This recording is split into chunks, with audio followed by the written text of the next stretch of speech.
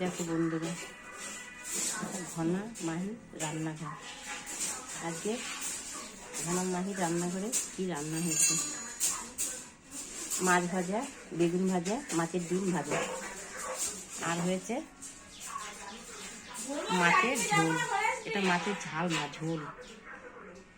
হালকা করে রসুন, পেঁয়াজ, টমেটো, ধনেপাতা দিয়ে রুই মাছের ঝোল। একটু পাতলা পাতলাই ঝোল, গরমে হালকা মশলা তরকারি।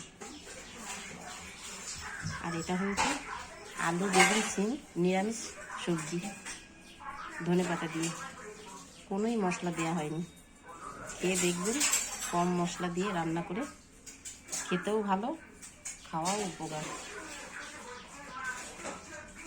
খেয়ে দেখবে বন্ধুরা, হালকা মশলার তরকারি খেতে আশা করি ভালোই হবে।